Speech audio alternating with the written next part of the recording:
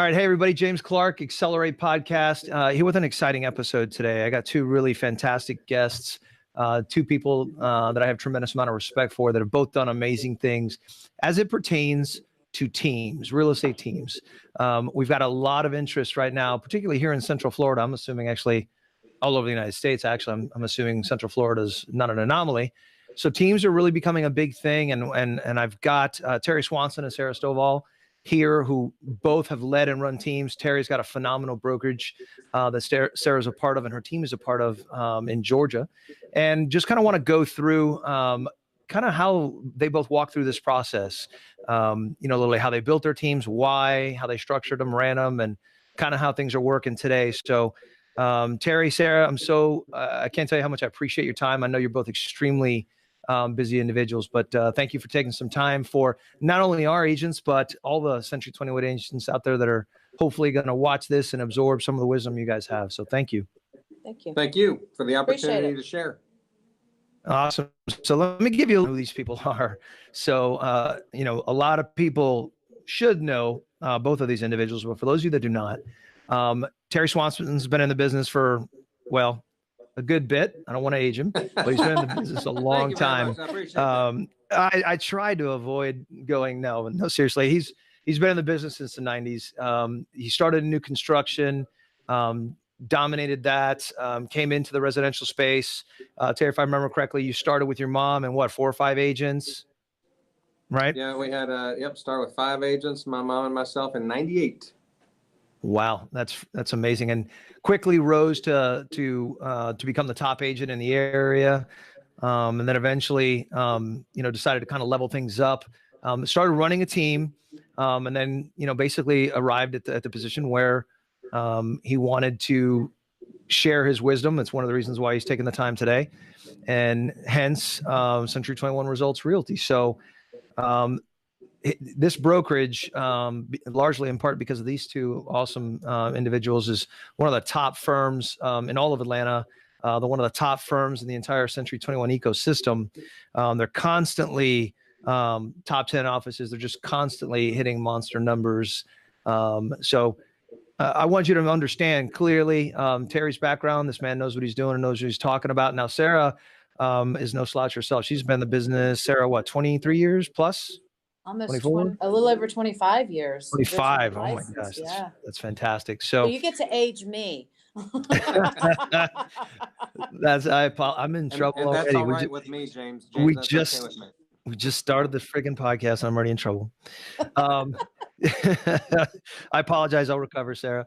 That's all right. Sarah, I mean, you guys are, where does your volume close? I mean, when I last looked, you were what, north of 60 million. I mean, you guys are doing some monster numbers. What was our brokerage? My personal was almost 25 million, or my team, I should say, and 76 transactions. That's freaking huge. And this lady's a multiple Centurion winner. Reason I say that to everybody watching is I want you to have a good understanding that both of these people absolutely know what they're talking about and they know what they're doing. So speaking of what, did I miss anything, by the way? Other than improperly. I think the key thing in what Sarah's going to bring to the table is she was an individual agent for many years and was our top producing individual agent. And about 2.5 years ago, decided to take a stab at running a team and growing a team, because you don't just start off and run a team. But I think there's going to be a lot of value that she can bring to the table, because she, in that 2.5-year run, has revamped herself about 3 times, right? At least. And now has a great foothold and really has kind of come to where she is right now with the team she's got, really within the last 5-6 months. Mm-hmm. So the value that I think that I want to make sure that everybody understands is you got somebody here they haven't been doing this for 5-10 years as one model. They've constantly reevaluated and gone, what do I need to change? This didn't work. What do I got to make different? And it's some very awesome stuff that she can deliver for you today. Yeah, I'm excited about that for sure, because Terry, I know, you ran a phenomenal team, but now you've transitioned. So I love the fact that we've got past experience and then we got practical. Sarah's in the trenches right now. So that's huge. And it's not been easy, and it's not been roses and sunshine. It's been a lot of work and constant change. And okay, well, that didn't work. What do I need to do to get this back on track? And how do I get my agents out there, to understand, just to even understand the concept of the team and why that they need the team. So, I mean, it's been an evolution. It's been a lot of anger sometimes on my part, a lot of like, oh my gosh, what did I do? I don't want to, I quit my job today. But I think we've all done that, right? Yeah, I think we've all done that. I love my job yesterday, I hate it today. No, and Terry's been a big part of that support to continue to push me forward and dig through the layer of stuff that I had to get to the top of it. And I finally feel like that's where I am. I'm on top of it, and this team's just really gonna accelerate this year. Well, I mean, it's funny. It's a perfect segue because one of the things that I'm a big proponent of, and we've got a big shift in the market with these hybrid brokerages and, people working out of their house and just being very virtual. And I just believe otherwise. I definitely believe in a team structure. I believe in a brokerage team structure. I believe that this business has gotten extremely hard and it's only going to get harder. And, we kind of have to operate in volume. We have to team up, and it's the only way to win. No, I agree. And, when I started as a brand new agent, I'm from Atlanta, but I didn't originally start in the business in Atlanta. I actually started in Florida. But when I came back home after a life-changing event and having small children, I had to go to work. I had to figure out how to make a living. And, I knew people here, but I didn't know people here. And the old days of office duty and answering the phone and advertising in the real estate books and getting the walk-ins, you just don't have that anymore. Yep. So now how do you do it? How do you play in the sandboxes and find new people that are ready to buy or sell? How do you get your name out there? And as a new agent, I think it's hard to compete with where we are right now, because I do think the general public is looking for that team concept. And more than just a husband and wife, I think, truly a team that's got an assistant and a transaction coordinator and extra hands that can help when, you need something right away. I think that's what the market is hungry for right now. And how we got to that point, I'm not really sure. But I feel like as a brand new agent in particular, it's hard to get started in this business. And I think they need to look to the team and the team leader for that help getting clients and getting them from start to finish. Because you graduate from your real estate school and you go, okay, now you got to get thrown out and go do the real world. And it's completely different than what you learned in class. No, yeah, no doubt. And that actually brings me to my next question. So let's talk a little bit about why you actually, both of you guys, what was the tipping point? What caused you to say, okay, enough, individual solo agent, I need a team? I had more business than I could handle.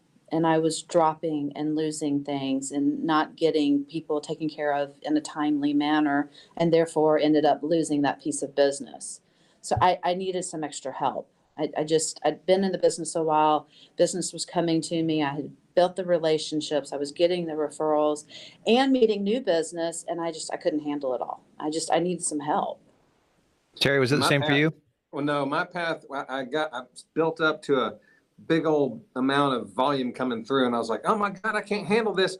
I need to get another me, which I can't tell you how many conversations I have with agents when they get to a certain level of production. They go, I need another me. And it's like, no, you don't need another you. And I can tell you this because I've been down this road before, and I went out and found another me, and I partnered in with this person. And after 6 months, it was horrible because we were investing in top producer and investing in all these ads and doing these, but neither one of us were good at the skill set of implementing all this stuff. So we had pissed off clients. We were great at closing deals. We started making a game. How many people can we close without even doing a listing presentation and just go in and get the paperwork done? Well, after 6 months, we had a lot of angry clients, and I realized I was actually the one that brought the most business in. So we parted ways, and somebody said, you don't need another you. You need a person that is dynamically not you. And so I went out and hired my first office manager as part of my team, who was a licensed one. And that really began the true process of when I started building my team out. Was my first hire was that office manager that was also licensed. And we had a great rhythm going. And then we got to a point where we had to add people on beyond that. And that's where we started growing it out and loved it. But without that first correct hire, I would have been just a bag of crap, to be honest with you. I agree. That's a great point. That's a great point. So, I mean, obviously you guys have both done this, so you both believe it. But I guess my next question would be: is how crucial do you see teams and the need for teams going forward over the next 3, 4, 5+ years? I mean, you see that this is not a fad, not a trend. This is how things are going to stay. I do. I do. Again, I think that the general public wants to have that need and that comfort. And, oh, I have a team that's got my house listed, other than just, I just met somebody off the street and they've got a sign in my yard and, they'll call me every now and again. No, I've got this whole team behind me that's getting the marketing done and getting my flyers done and answering the phone calls and getting showings in here and so forth and so on. I think it is here for a while to stay, at least. I think just because the general nature of our business changing and the needs of people and wanting it now, they want Now things is, now. yeah, I think this now thing is playing a big factor. And it's like, if you're in a closing, they can't get now. Correct. Yeah, like it or not, teams are here just like Zillow's here. And nobody liked it back in 2007, 8 when Zillow came out, and then they're selling us our data back and all that stuff. And the reality is this: teams are here. They are a big movement. They're going to continue that way because they've become a big, powerful force out there. And they're doing, most teams are doing great jobs and great things, and they're growing. Really, it comes to be where I've got 9, 10 teams out of my office, and I look at it and go, those team leaders are truly growing a brokerage within my brokerage. It's a business, and I'm going to help them grow as much as they can. And that's my job, because I know that teams, when they're run properly, can be a great avenue for new agents and also serving the clients at a higher level. And bad teams, we want to get rid of them. Good teams, they are awesome. We want to help cultivate and grow great teams. So actually, it's literally next question. So why do some teams go bad? What do people need to watch out for? What are some of the pitfalls, so to speak, that that you guys have seen, maybe experienced or seen from others in the marketplace? What does everybody need to be really careful about? Not segmenting out who does what. Take my experience of first person I ran into was, I need another me. We never defined out who's going to do this back end stuff. So the fallacy I see a lot of people just starting off with is they do not designate who's the leader and who are the people that are going to help do all the stuff behind the machine that's going to make it the most efficient and effective machine that it can be. That is the biggest issue to begin with. And then the other one is, if 2 people are getting together, if it's 2 strong agents getting together to grow a team, they don't stop and go, hey, wait, let's begin with the end in mind. And what I mean by that, James, is, if Sarah and I were forming a team today and say, oh man, this is great. I love you. You're productive. I'm productive. We're going to be a team together. There's not one lead engine. Sarah is her lead engine right now. She is the rainmaker for her team. But if Sarah and I want to be 2 individual agents, typically it's utopic in the beginning. We love each other. It's going to be great. We're going to do so much. And they never go, hey, wait a minute. Let's think about when we break up, because eventually somebody's going to die or somebody's going to leave the business. One of those 2 things is going to happen. Right.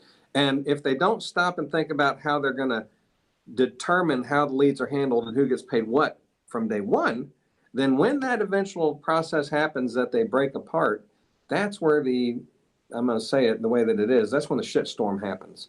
And that's where all havoc happens. But if you can start off from the beginning, day one, beginning with the end in mind, you're going to be a hell of a lot better off later on when it actually does happen. And you're going to stop that all hellfire and brimstone from happening at that point in time. So for me, it's hiring right first and hiring that person that's going to be on the staff behind you. And then 2, making sure in any partnership with agents that work with you or that you partner in with, that you begin with the end in mind, put it in writing, and both y'all sign off. It's a great point. Yeah. It actually segues. I'm sorry. Go ahead, Sarah. Well, I was going to say, and for me, the team concept was where I wanted to go versus a partner. I'm not a good partner. I'm too independent, and I've grown my business and I know how to do it. And the reality is there isn't anybody else that's just like you. And you don't really want that person that's just like you, because then you're going to be catfighting amongst yourselves. And so for me, I needed the team concept so that I can be the team lead. I can be that rainmaker. And then my business is my business, and it's run how I want to run it, and they're trained how I want them to be trained, versus trying to mold into somebody else's mold. And, well, we need to do it this way for this one and this. No, I wanted to do my own thing and have something that either later on my kids can take over, or, I'll sell my book of business and I still get that residual income from it. And by the way, they begin with the end in mind. So as Sarah grows her team out, every one of the agents that she brings on, she's got to sign a contract that says, when you leave, here's how the leads are separated out. Here's what goes with you. Here's what stays with me. Mm-hmm. And it needs to be very clearly written out so that there's no question or ambiguity later on. Right. It's a great point. Great point. Clarity and communications, definitely a way to prevent that for sure. So Sarah, let's talk about, and Terry, you as well. Let's talk about the structure, Sarah, of your team, and Terry, maybe how yours was maybe a little different or the same. And let's get into structure, roles and responsibilities. Like, what's a good system? What's a good layout? I have a full-time licensed assistant, and I wanted her to be licensed for, backing me up, being able to answer some of those questions that are on that now basis. If I am in a closing, she's the second person that can answer the phone and answer those questions without having to say, let me find somebody that can answer that for you. But she also knows the business. She understands contracts. She knows how to write the contract. So if I need her to write something, she can get it done. I also have a transaction coordinator that takes everything from contract to close, can write amendments as needed instantaneously when, hey, I need to change the name on this contract because they made their loan app in another name, versus waiting for me to get back in from the field at 7:00 at night when I've forgotten all about the fact that I needed to do that, and they're still calling me the next day. And then I have agents that are around that are should be doing their own lead generation, that I've given them the tools to do that, and also available to take leads when they do come in. Okay, so do you have any proprietary, like, specific positions? Like, do you have people that are exclusively buyers agents per se, or listing, like how specifically? No, I don't. And James, that's how I ran my team also. I had, when I stopped running my team, by the way, we had the team going on while I was growing the company out in the beginning. And then I hired a business consultant that said, hey, you need to stop doing that and do what you're doing for the team for all of the company. And that's where I made the transition. But I had 5 agents and that office manager, and they would go out there and I would train them every single week. We would go through role play, script practice, and everything. That was their responsibility. And they could list and sell. If they brought in their own leads from their own sphere of influence, they would get one type of percentage. And if they had anything to do with any of the leads that I brought to the table, it was a completely different set of structure to payable to the agent. My whole goal was, I'm going to teach you how to do all the right things, whether you're working with a listing or a buyer. I don't care. I want you to be the best out there, and I want you hungry to go grow your own business. But if it comes from mine, then I'm going to get paid on that side as well. And that's kind of how I treat it. And Sarah's really, her model is her model, but it's funny because it's really developed into the same type of structure that I had when I was running mine. And it'll evolve. 2 years from now, you'll see her at the 121. And I promise you, she'll be doing different things at that point in time than she's doing right now today. Yeah, but right now I want to grow my business, and I was at my bandwidth. I could not handle any more well. And so I need people that I don't want to have to go, okay, well, who can do that for me? I want to know that each one of them can go stand in for me and go represent me and represent Stovall Properties Group and get the job done. And as whether it's a buyer or a seller, they need to be able to do both. Okay. So let's talk about lead generation and how you go about providing some of that value add to the team. What exactly are you guys doing? Are you guys heavy into online leads? I mean, what is one of the main driving forces? Right now, a lot of my agents' business is coming from open houses, believe it or not. People that they're meeting because they are holding my listings open. Some online. I have some companies that I source leads out of.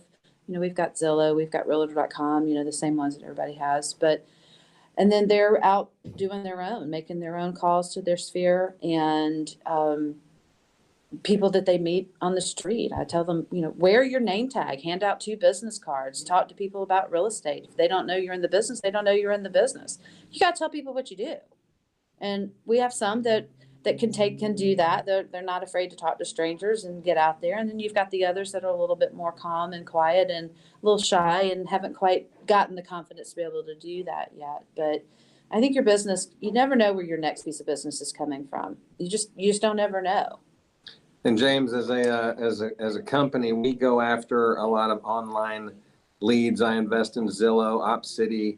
We're looking at Realtor.com. I like bringing in online leads, but I can tell you this: out of my 220 agents in this office, right now there's about 7 or 8 that have the skill sets necessary to be able to manage, communicate, and get the conversion down on those online leads. And so I've actually gone backwards and said, hey, we've got a great company here, but I really love working and acting and thinking like a big team leader is. I mean, that's really what I enjoy doing. I like being in the feet in the street and helping people. I go on listing appointments, some of our agents. So I actually act and operate like a team leader running this office while I celebrate the individual business practices of the agents in here. So I'm kind of like I'm still doing my team activities that I once did, while growing and running the brokerage here. Terry, I know you're one of your central pieces there is results is the coaching you do, and I've personally witnessed it, so I know it's really powerful stuff. But Sarah, what and I don't know if you question for both you guys, what type of training did you deliver, and how consistently did you deliver it as a team leader? So was role play a big factor for you guys? Like, did you have consistent training sessions? Like, you know what I mean? I offered coaching to 4 of my 8 agents, and 1 took me up on that individual coaching. 1. And they keep looking at me and said, you have this opportunity in front of you and you need to use it. And they're, well, I've got to do this, I got to do that. So, 2019 is a new game, and they're going to start signing up and being more accountable to me. And that's been my fault. I've kind of let that slack a little bit. Terry's my coach. I have to be accountable to him. But we do get busy. People do have things in their way, but we've got to get them back on track. And then I have had a few people come in from outside of the company that have helped me do training on contracts and a little bit of that XLR8, which I think is a great program for new agents that we have now. Things like that. And then try to bring them together and have, just raw discussions about where we are and where they want to go and how are we going to get there. I had them all sit down and do goal planning, which I have asked them for their plans and their goals and how they want to get there. And I've had 1 give it to me. So we're getting ready to go back through that again, but just trying to, again, provide them the tools to teach them how to go fish and get their own fish. And James, I got to tell you, I know that you only know me as the just kind-hearted, soft guy that all I want to do is have fun. But when I ran my team of 5, we had Monday meetings, and I beat the hell out of them. I did. And I had 5 new agents, and I would wear them out, and I would actually have women cry because I took no excuses. And then later on, after I dated my wife and realized all the things that ladies have to do to manage their household, I kind of felt guilty about some of the people I chased out of the room on my training. But the bottom line was getting people to do the things that they really don't want to do and holding them accountable. And if they want to get better, not letting them have the excuses. Yeah. And, that's one of the things that we're working on with Sarah is that's one of the next legs that Sarah's working on right now is her coaching and her teaching and holding people accountable. Not as strong and aggressive as I did back in the day, but more of we're here to help you get to the next rung, assuming you want to get to the next rung. And I think I know that most of the people on her team would say, yes, I want to get to the next rung. We got to help them get there and not let them have the excuses that sometimes agents have. So it's a medium accountability measure, not being so aggressive that you just shove people out, And I've had 2 new agents join my team in the last week, and that's going to shake up my team a little bit too. So it's going to be good. I'm anxious to see how that's going to light some fire under them. Yeah, it's get what them I've going. seen, and I know you guys experience it as well. It's a lot of people that come into this job, and they don't treat it like a job, and Exactly. they feel like I have freedom now, and that freedom's the trap.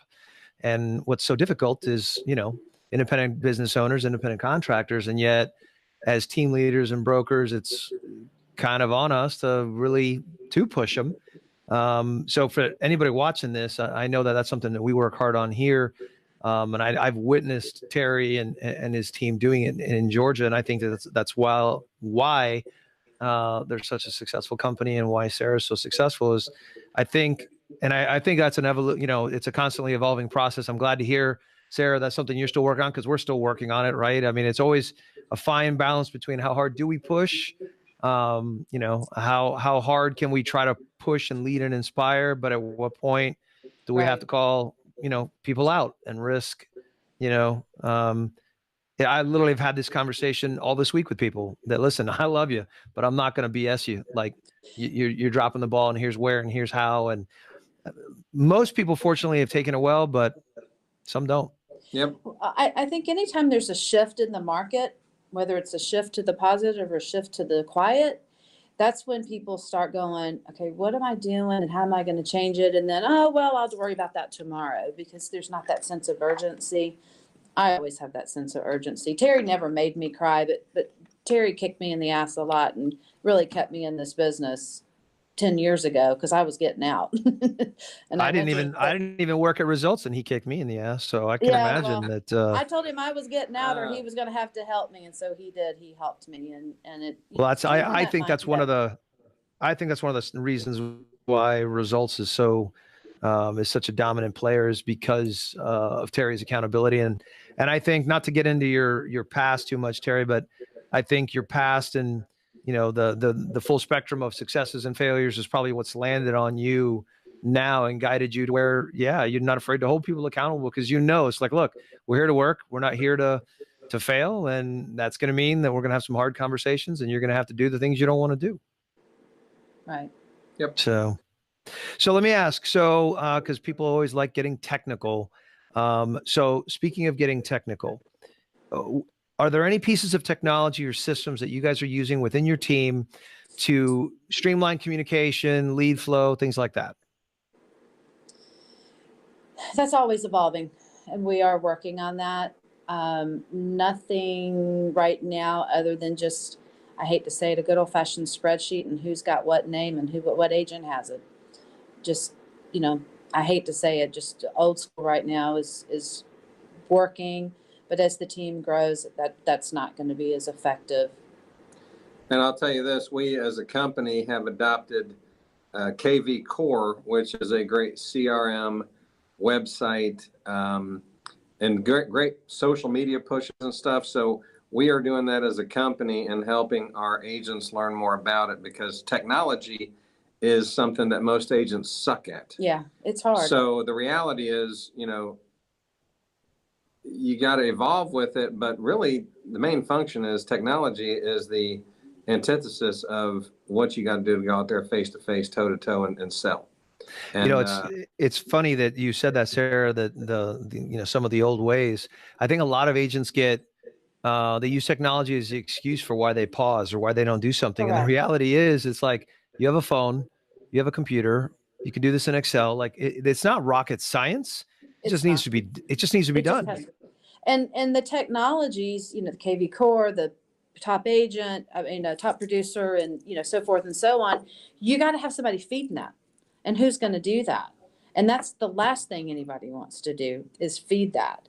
So that's kind of where I am with this KV Core and running my business and working on my business and answering the questions and getting my assistant going where she needs to be. We need that one more person to do KV Core because I do think it's a great product, but the time that it takes to get that done is where I'm at a loss at this moment. So I heard you say something, Sarah, that just caught my attention. That just made me think of something. At what point did the both of you guys in your evolution decide to pull the trigger and have an assistant? I'm not really sure how I did it without one, to be honest, because it's made a big difference. You know, I'll never forget Terry said, go hire somebody because nobody ever wants to spend that money. But he did, go hire somebody. And I'm like, oh, but I did. And it hurt. It was painful for a little while, but now I'm not quite sure how I did what I did without her to begin with. So I just jump on the train, take that leap of faith and do it. Just grit your teeth and do it, and it'll all work out. Terry, would you say that that's one of the things that most people take too long to pull the trigger on? It's one of the things that holds people back. Yes. Oh, absolutely. Because it comes down to their time, and they're going, I don't have time to go find somebody. Then I don't want to have to pay them. Then I got to train them, manage them, maybe fire them. I don't have time. I can only handle what I can handle. And they don't realize that, hey, if you go backwards just a little bit, you take 2 steps back to go 5 steps forward. That's really what the process is of hiring the first person that's going to take care of a lot of behind the scenes stuff for you and make you a hell of a lot more effective and efficient at what you do. I remember when I hired my first assistant, Ramona, she was a bitch, but she was great for me.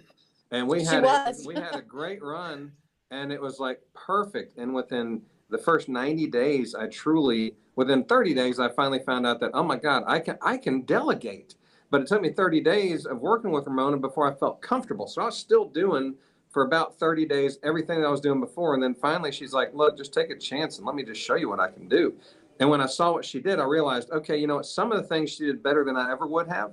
And some of the things she might have done a little less than what I would have. But I realized in the end, oh my God, I didn't have to take time out of my life to do that crap that really produces me nothing of revenue. And once I realized that and really turned my time to devote towards really following up with people and using my mouth and mind to close deals, I was able to do a lot more. So in 90 days, I felt like I was on vacation because it was taking away all the stuff that I wasn't good at. And then I could just focus on the things that I really got in this business to do, which is communicate with people versus paperwork and marketing and all that stuff. Marketing is important, but it's your mouth and your mind that's going to make you the most in this business. So as you think of growing a team, it starts with hiring that first person that's going to eliminate a lot of the crap that you're doing right now and take on those things so you can go get busier and produce more revenue for yourself. And that's the first step of growing a great team out. Yeah. And Terry said to me when I'm like, I can't afford, and he says, you can't afford not to. And he said, it may not get done the way you would have done it, but it'll get done. Sarah, that's exactly what stops everybody, in my opinion. That's one of the chief things. It's like, well, it's not going to be Sarah, and they're not going to like that. It's not my standard. And it's just arrogance that seems to stop people. That's what I see on my end. Everyone's excuse as to why they don't do it is like, well, they're not going to do it the way I would do it, so I'm just not going to do it. And I just see it as a trap. It's sometimes people can do it better than you. Well, take it from me, I wouldn't call myself a control freak in my life, but I'm a control freak in my business because it's my baby and I've grown it, and I sometimes call it my monster that's a little out of control sometimes. Take it from me that when I can come in after a week and I have delegated all of this stuff off my plate and I don't have to go home and do it on a Friday night at 6:00, that feeling of going, I can breathe. And it took me a little while to get there. And it took a little while for me to let go. And I'm still trying to learn how to let go, but I'm going to, because now I can't remember anything. That's the other problem, is there's so much going on. And I tell my assistant, I said, that's old age, by the way. That is old age. But I tell Stephanie, I said, I just wish you could climb into my brain, because then we'd all be on the same page. But, make that leap, hire that person and let them do what you hired them to do. It really, for me, it's been a game changer. Key thing is, though, it goes back to don't hire another you. No. You want somebody that is Opposite. not like you and fits that. If you're into the DISC personality, look, here's the other thing. If you don't know the DISC personality test, then go learn about the DISC personality test. That's DISC. Because what you're looking for as that first hire, the office manager, it is the C personality. It's a compliance personality that is going to be the one that you want. And most people are not thinking in those terms. So you've really got to get into personality styles to make sure that your first hire is a good hire. And then you won't, because I have talked to agents where they went and hired somebody. And they go, oh my God, I had to fire them after 90 days. It was terrible. And they weren't the right person. No, you just did a poor job of selecting the right person. That's a great point. my girl's been with me since April 1st, and she was a newly licensed agent that I knew in the business before she got into the real estate business, and we had become friends. And I was asking her what her why was. Why did she get her real estate license? And we were at lunch, and she just had a baby, and she said, because you told me to, because you said you needed help. And 2 weeks later, she was on board with me full time. But she ran an insurance office for a guy that was a very highly productive and respected guy out there, and had worked with him for many years. So she already had the skill set to run a highly producing office and have it running very smoothly from our perspective, seeing this guy's operations. So it was a no-brainer on that one. Yeah, but she's done wonders for me. Let's talk about that, like that manager type of position. What type of things did each of you guys have them doing, in support of the team? She does all of my paperwork for my listings. She knows how to go pull the deeds. She knows how to work. We use Dotloop as our paper management system. She gets everything set up in there. She calls and orders the photographs. She gets the lot boxes set up in Supra and Showing Time, because we have to put them in both. And all of the back end stuff behind that. Then she calls, we have somebody that goes out and puts our signs and our lot boxes out now, and she gets all of that going that way also. And then puts the listings in and gets the pictures put up and all of that supports that listing side. And then she can answer my emails. She can answer things that she can either say, hey, this just came in, and what's the answer? And let me send it to them. Or I'll call her and go, hey, can you answer that email? And here's the answer. Or she'll say, I took care of that. I already knew what the answer was. So she is a mirror of me, being able to know exactly what's going on in my business every day. I guess really the bottom line, it comes down to this. You draw a sheet of paper out and you go, okay, let me define every single action that goes on in a real estate contract, whether it's listing or buy side. And you draw it, and if it's not related to a productive activity that does not grow your business and bring more revenue in, then your office manager is to handle that, period. And that's what their job is. So if you clearly identify, you go, our job over here is being a team, or being a person that's going to start growing a team. I have to find a way to be more productive in the time that I've got during the day, period. And so if it doesn't come down to productive measure, if it's not me reaching out to somebody, if it's not me creating something that is going to get more in my bank account, then that individual that I'm hiring on needs to be accountable to do every single thing of that. And she can answer questions for the other team members as well. If they need something, if they need a sign, or if they need to know the answer to this, she can answer a lot of that too. And if I am on the phone with a potential client trying to get that appointment and talking to them, and my phone rings and I can see who it is, she has all of my contacts on her computer as well. So she can call that person back and say, is there something I can help you with? Sarah's with a client. And that has been a huge relief off my plate, because, we're always on our phones, and that's when we're doing business. So it's nice having that extra set of hands to be able to take some of that stuff off, so that I'm not constantly, I always feel like a little bit of the hamster on the wheel, continuing to run, trying to get off to go do something else. I equate it to this, James. The office manager is there. They are the team leader is the tile on the backsplash.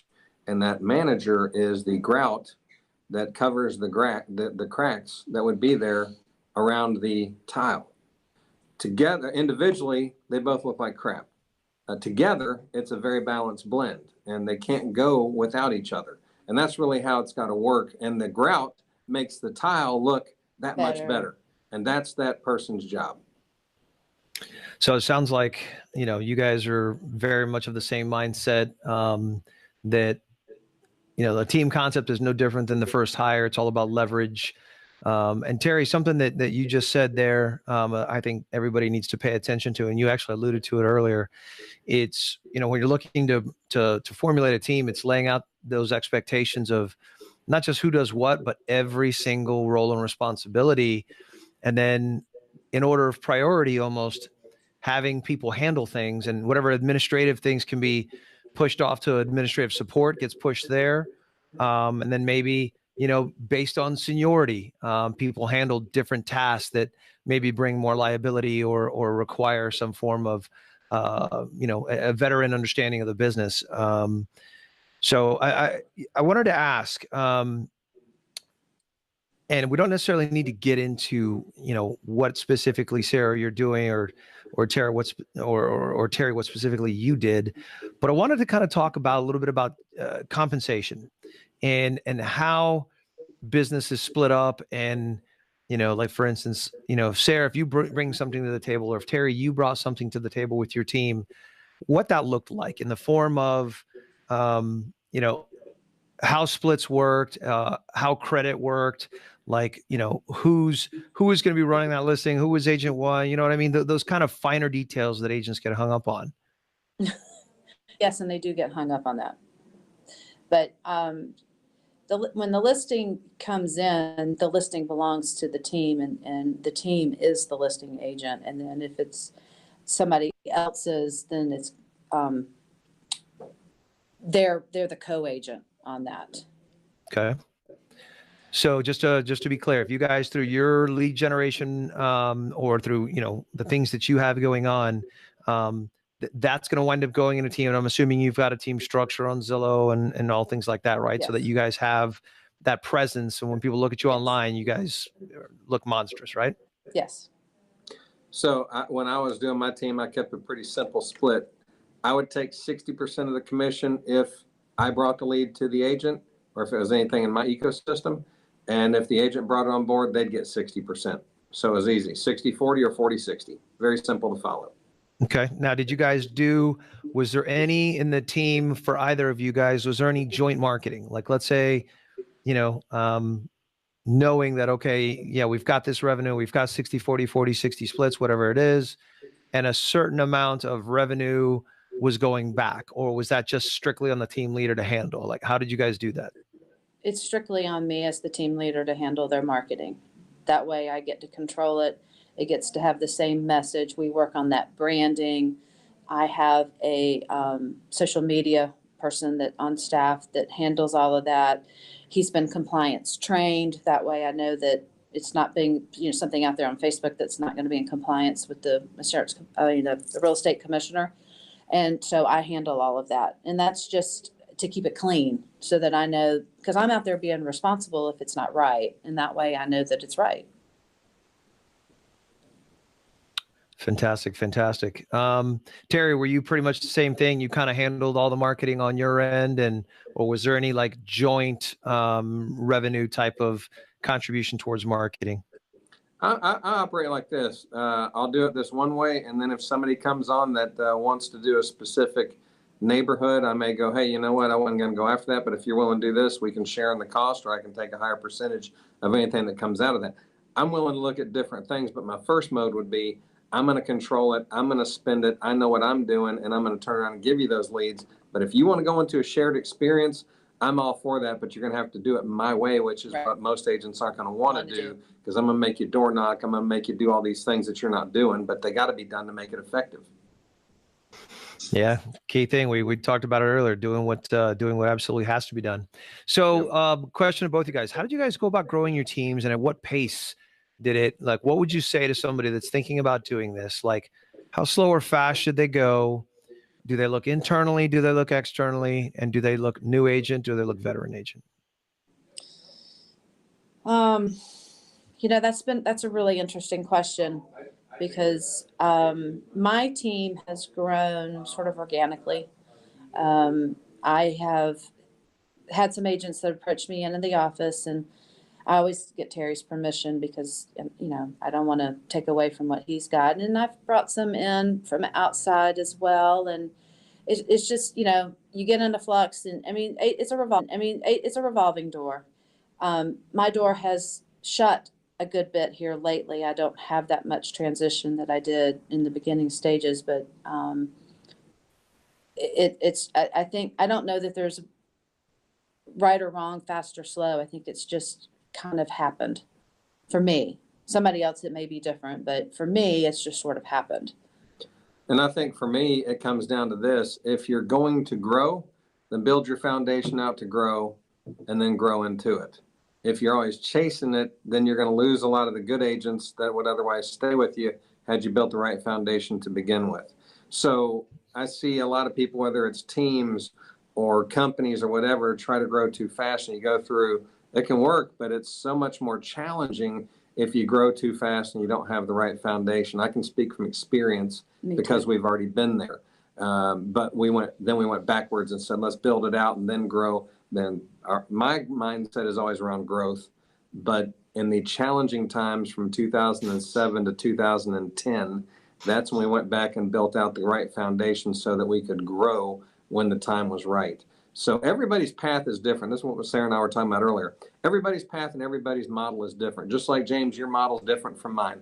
You're a great broker down there. I'm a great broker up here. The bottom line is it's up to you to go out there and figure out what path makes the most sense to you. Sarah's model is going to be different from other teams. It doesn't mean hers is better than the others. It just means it's different, and she's on her path, and I'm just trying to help her manage through the process so she can get to where she really wants to go in the end. And if she said, I'm capped out, I don't want to grow anymore, I'll celebrate the hell out of that with her, and we will make it as smooth and efficient where she is today. But that's going to be up to her. And if you want to grow, realize this, you're going to go through a layer of crap to get to the other side, and you got to be willing to persevere through that. She went through 1 year of big change and a lot of crap, but she finally got to the other side. And during that 1 year, she was going, I don't know if I can do it. Maybe I'll just go back and do my own sales and not worry about a team. 1 year of worrying about it and going, and now she's going, oh my God, I'm so glad I got through that layer, because now she can see a totally different vision for herself. But had she not been willing to persevere through that, she'd been stuck in the land of going, I can't do this anymore. And she'd be an individual agent, not growing the team where she is right now today. Yeah, it's true. It's so true. Fantastic point. And he's there every step of the way with me, but that is the reality. And now that I feel like that my business is rolling and it is growing, there's been so many interesting opportunities that have come my way that I don't know that I would have been able to even talk about if I hadn't gotten to where I am at this point. Yeah, she's got neighborhoods now. She's got 3 neighborhoods that they're going to be bringing on, that she never would have had that opportunity had she not taken the step and gone through that layer of pain. Because right now she's got some great things going on that have come her way as a result of running the team and bringing on the right people. Mm-hmm. That's fantastic. It's going to be my year. That's fantastic. So let me ask you guys, because I think it'll be unique to hear from both of you guys. So let's say that for whatever reason, you guys were taking down your flag and you were moving down here to Central Florida, and you were going to open up shop, Century 21 Results 2 or Stovall Properties 2, and you were starting all over. What would you do differently? And regardless of market, how would you build it?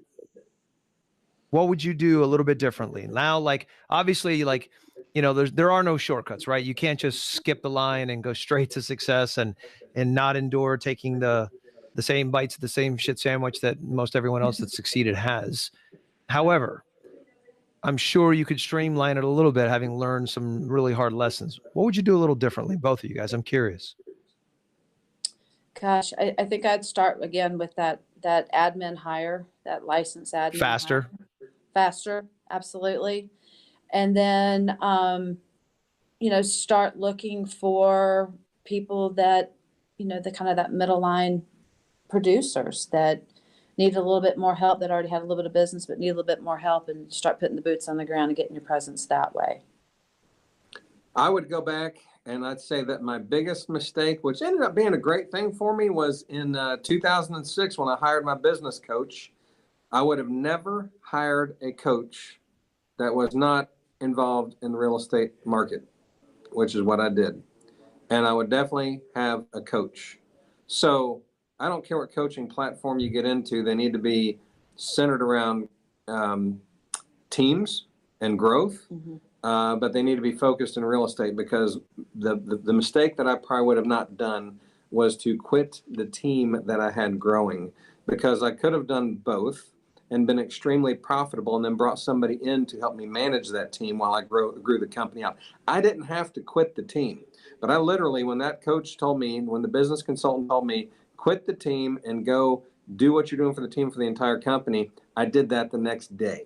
And wow. I disbanded the team. And what I saw it do for those agents, all their production dropped off over the next year in a dramatic fashion.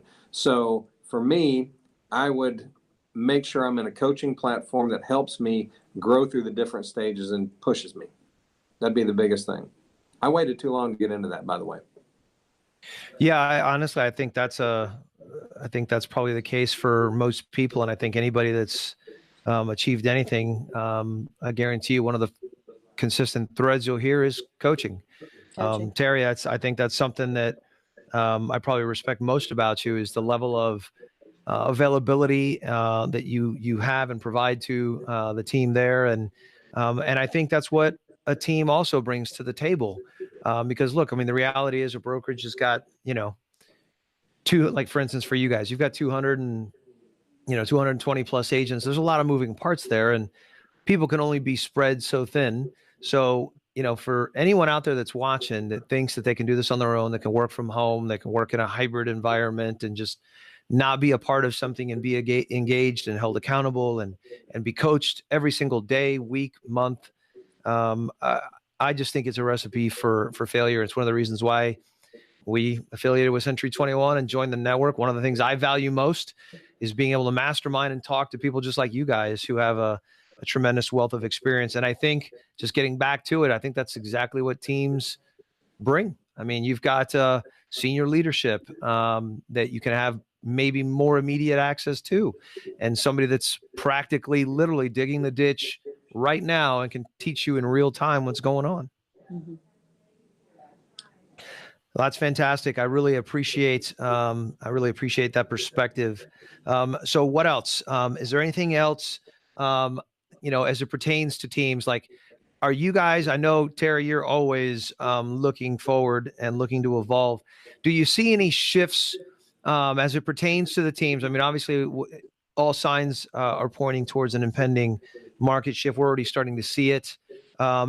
Is that, do you think, going to have some impact on the way teams are operating or brokerages that run and as quasi teams operate?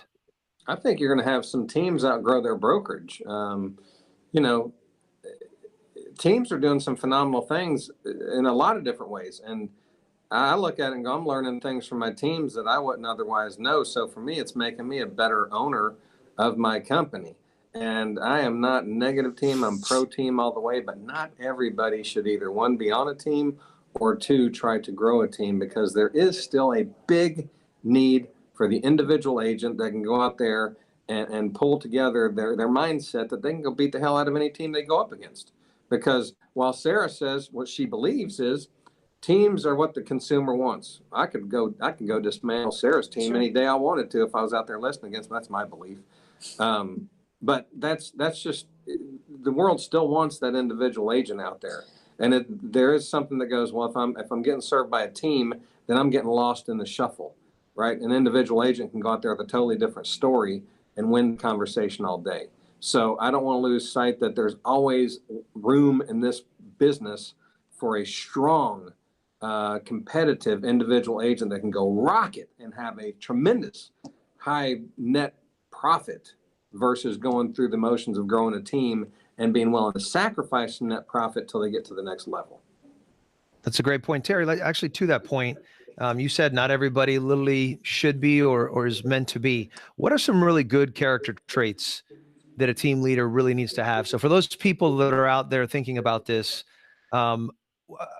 what should they be looking for when they look in the mirror to gauge like character trait wise? Well, they need to be, to me, the best system for a team is the Rainmaker system, where you have one person that's driving it. It's them, it's their brand. They're out there really driving it and creating that little ball of heat in the market.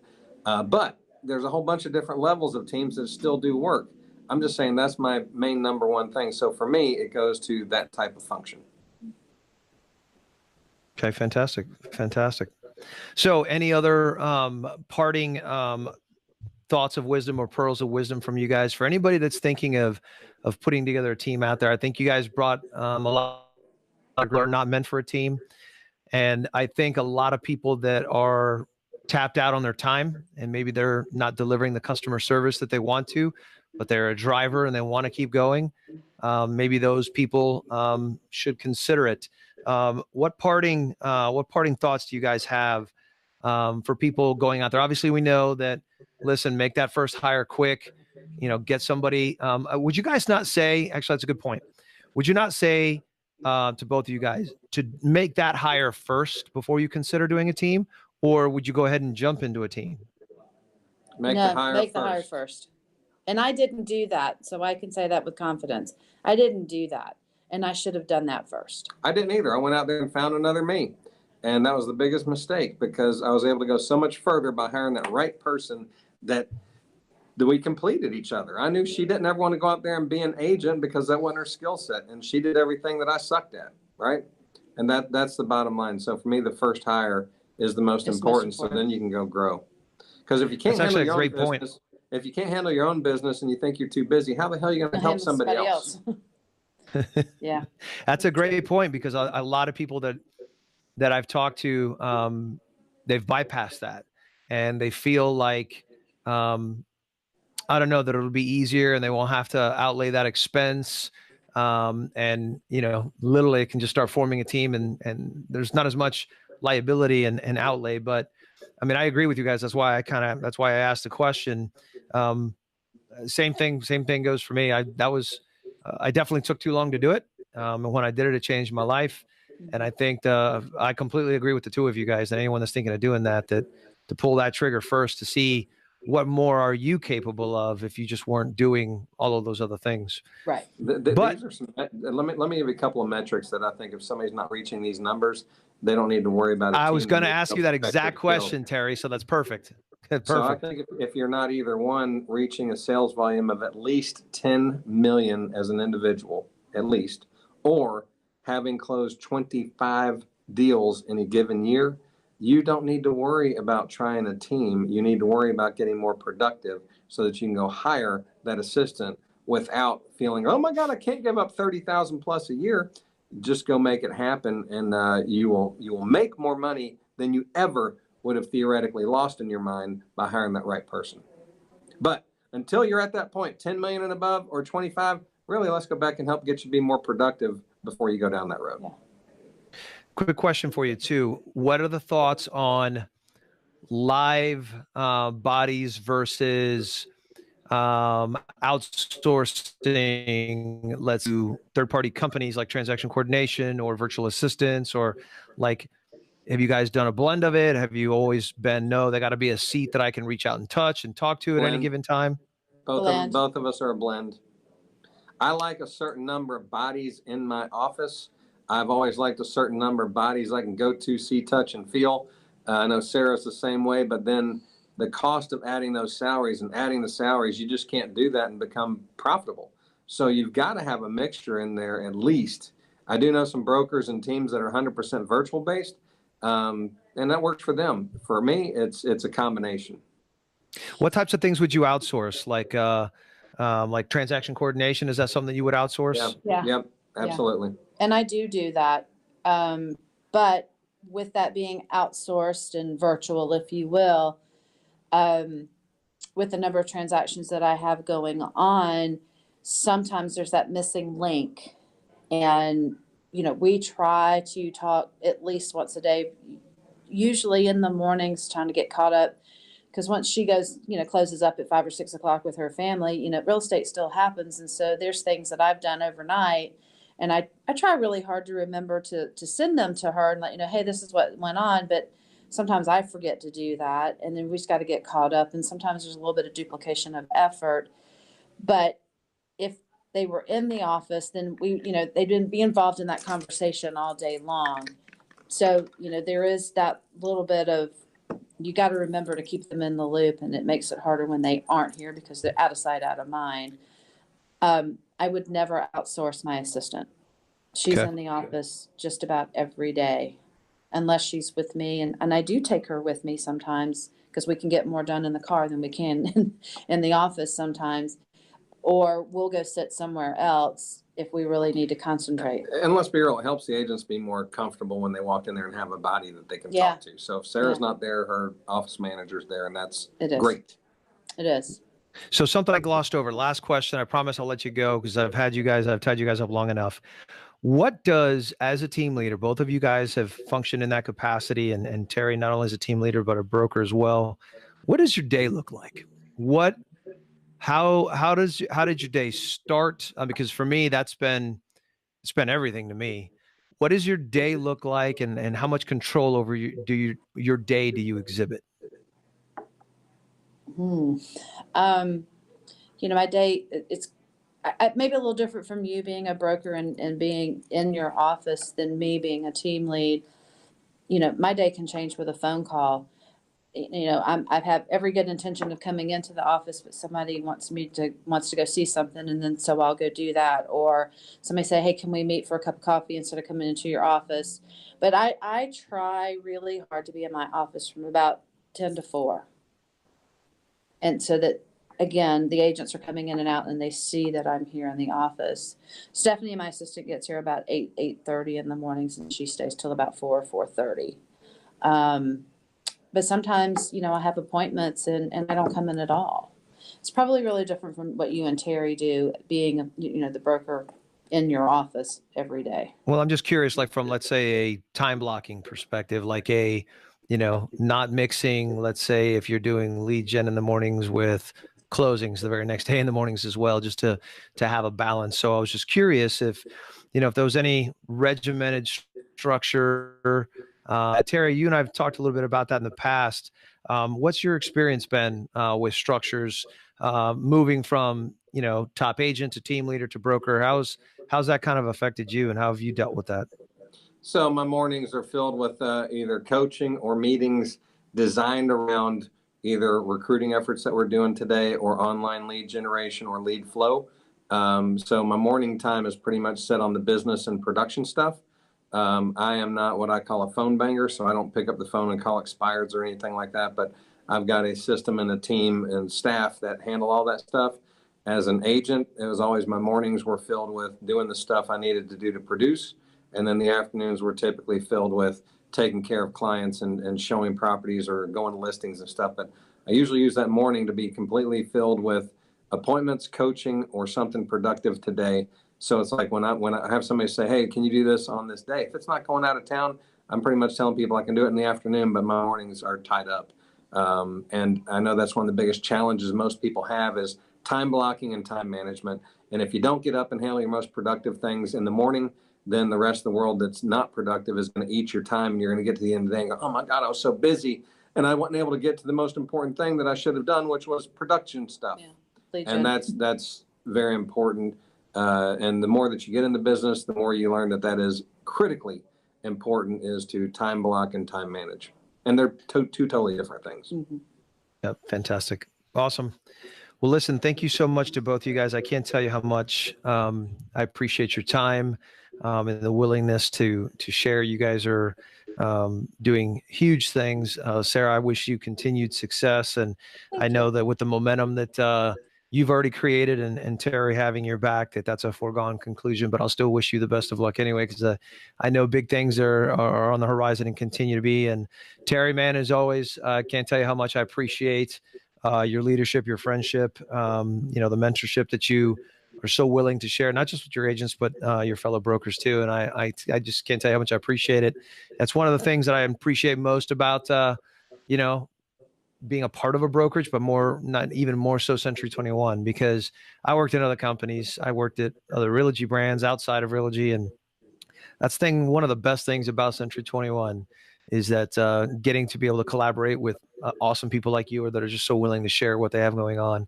So thank you so much to the both of you. I'm definitely owe you. I already owe you a lot, Terry. So just add it to the bar. No, likewise. I like the sharing on both sides, and we all help each other, and that's the main thing. So yeah. I appreciate you giving us the opportunity to share what we have going on, and appreciate it very much. You ain't seen nothing like this.